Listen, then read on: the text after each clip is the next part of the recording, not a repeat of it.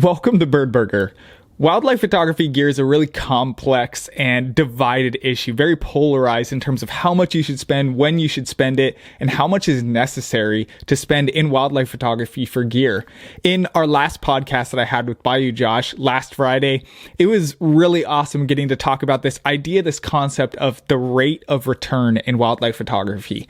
In other words, basically this concept states that as you spend more and more money, each dollar that you spend becomes incrementally less effective in upgrading the quality of your images. In other words, if you were to spend $2,000 purchasing a wildlife photography camera, you're going to get a lot of good quality out of it. However, if you spent $5,000, the jump between that $2,000 to $5,000 is not going to be as worth it financially as that first jump from maybe $500 to $2,000 or $1,000 to $2,000. So as you spend more and more money, your dollar becomes less valuable. Now, with that being said, we also have to be careful, in my opinion, not to overstate that rate of return concept. There is this idea of an image quality triangle in which you have three different points along it. You have price as one point along the triangle, you have image quality as one point, and image capability as another point.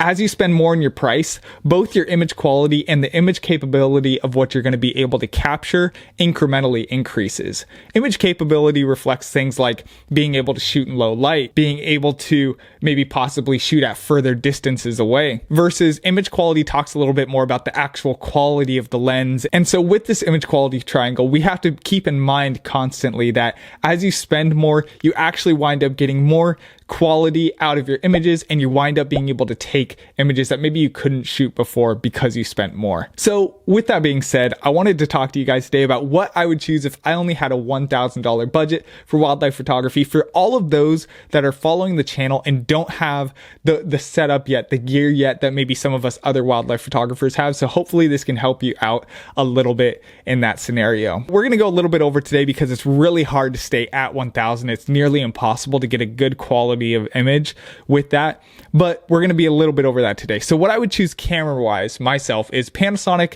just recently released, maybe about 2 years ago, that was the Panasonic G95, which is a really good 20 megapixel camera, micro four thirds format, which is really light and portable. And they released it and you can get a kit lens with it for $700. Now this is about as low of an entry point that you can get in getting into the interchangeable lens system. You can get stuff that's a little bit cheaper.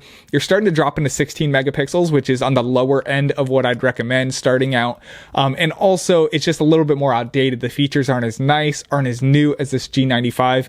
And this G95 is a really good start and setup to go with. And plus, since it's micro four thirds, you can get a cheaper lens with it available.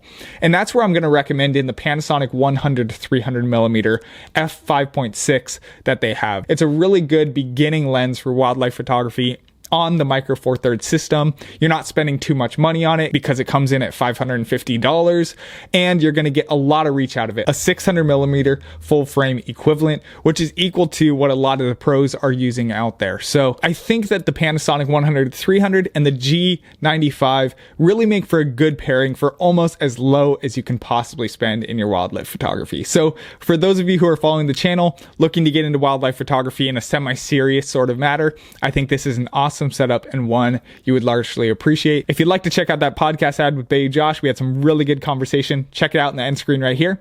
And I can't wait to see you guys next time.